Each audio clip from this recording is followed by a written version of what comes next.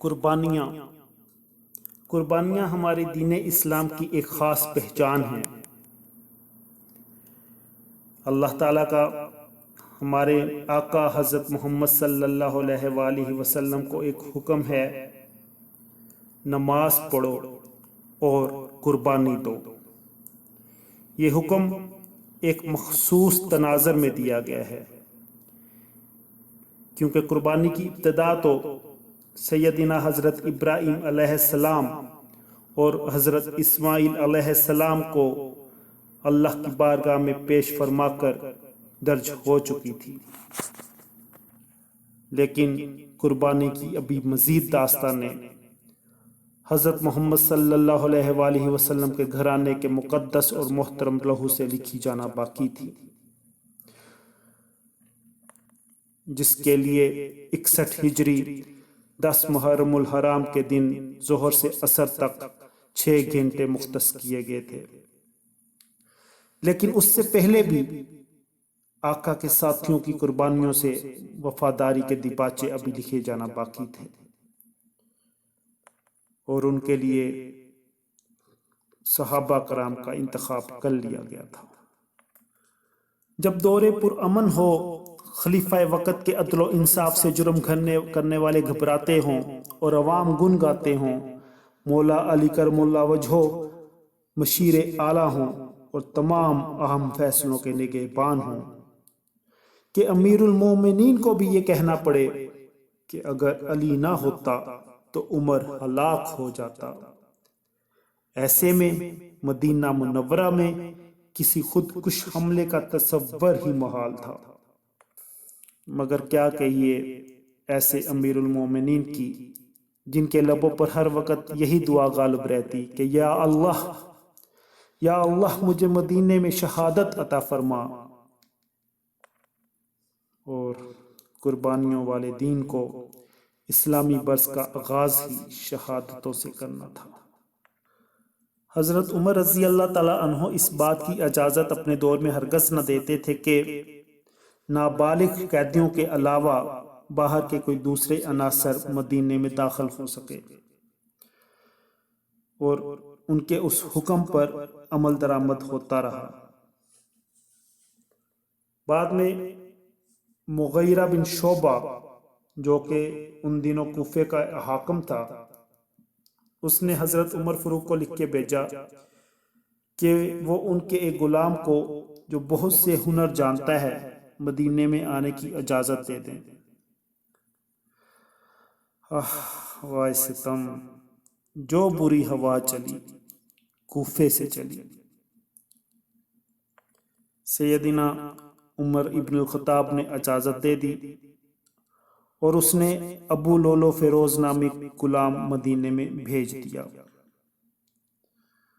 حضرت عمر رضی اللہ تعالیٰ عنہ ایک روز بازار کا گشت لگانے کے لیے نکلے تو راستے میں وہی غلام ابو لولو ملا، اور آپ سے مغیرہ بن شعبہ کے بارے میں گلے شکوے کرنے لگ پڑا، شکایتیں کرنے لگ پڑا، کہنے لگا امیر المومنین مجھے مغیرہ بن شعبہ سے بچائیے، مجھ پر زیادہ خراج ہے، وہ بہت خراج لیتا ہے مجھ سے۔ حضرت عمر فاروق رضی اللہ تعالیٰ عنہ نے پوچھا تم کتنا خراج ادا کرتے ہو؟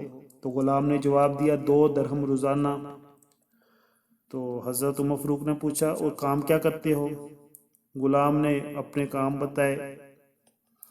حضرت عمر فاروق نے بتایا تمہارے پیشوں کو دیکھتے ہوئے خراج کوئی زیادہ معلوم تو نہیں ہوتا۔ پھر حضرت عمر فاروق رضی اللہ تعالیٰ عنہ نے اس غلام سے کہا سنا ہے تم ایسی چکی بنا سکتے ہو جو ہوا سے چلتی ہے؟ غلام نے جواب دیا جی میں بالکل بنا سکتا ہوں ہوا سے چلنے والی چکی۔ تو حضرت عمر فاروق رضی اللہ تعالیٰ عنہ نے فرمایا تو پھر مجھے ایک ایسی چکی بنا دو۔ غلام بولا اگر میں زندہ رہا تو آپ کے لیے ایسی چکی بناؤں گا جس کا چرچا مشرق سے مغرب تک ہوگا۔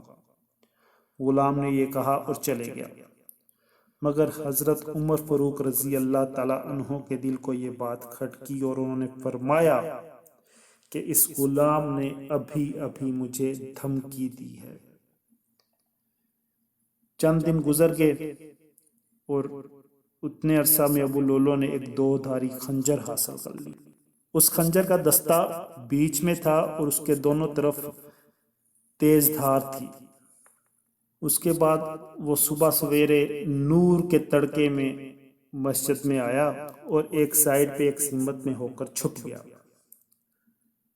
حضرت عمر فاروق رضی اللہ تعالی عنہ سورج طلوع ہونے سے پہلے لوگوں کو نماز پڑھانے کے لیے اپنے کاشان خلافت سے نکل کر مسجد پہنچے۔ ان کا معمول تھا کہ وہ لوگوں کو نماز کے لیے جگاتے تھے۔ واہ کیا شاندار خلیفہ تھے! آپ لوگوں کو جگاتے ہوئے جیسے ہی غلام ابو لولو کے نزدیک آئے، وہ لعنتی آپ پر جھپٹا اور تیزی کے ساتھ آپ پر تیز دار خنجر سے پے در پہ وار کیے۔ ایک وار پسلیوں کے نچلے حصے پر لگا جس سے حضرت عمر فاروق رضی اللہ تعالی عنہ کی آنتیں نکل پڑی۔ یہ 26ویں ذوالحج 23 ہجری بدھ کا دن تھا، جبکہ عیسوی کا 644واں سال تھا۔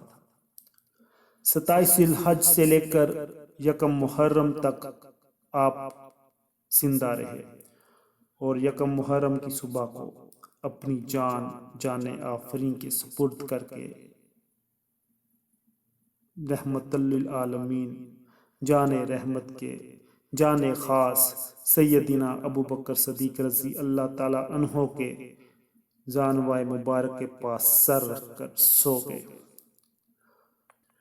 اور اب اس وقت تک سوتے رہیں گے جب تک رسول کریم صلی اللہ علیہ وآلہ وسلم نہ اٹھیں اور باب السلام سے دونوں صحابہ کو اور اپنے خاص الخاص امتی حضرت عیسیٰ علیہ السلام کو ساتھ لے کر مقام محمود کی جانب قدم نہ فرمائیں۔ حضرت عمر کو شہید کرنے کے بعد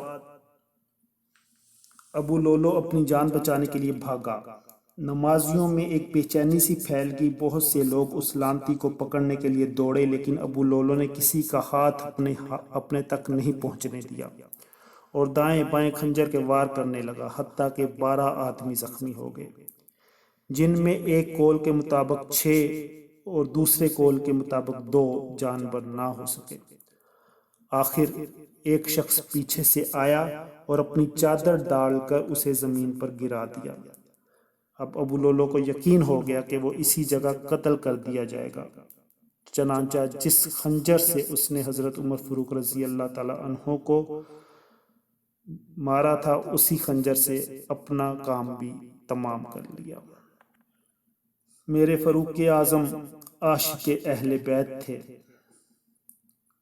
مولا علی کا قبر میں اتارنا، حسنین کریمین کا قبر عمر رضی اللہ تعالی عنہ کے قریب آنسو بہانا اور مصطفیٰ کریم صلی اللہ علیہ وآلہ وسلم کا انہیں اپنے پاس بلانا، اپنی قبر کے ساتھ مقام دینا، اس سب کی دلیل ہے، اس بات کی دلیل ہے کہ اس طرح علی اور عمر کا ظہور ہے، 2 آنکھیں جس طرح سے ہیں اور ایک نور ہے۔ انا للہ و انا الیہ راجعون۔ قربانیاں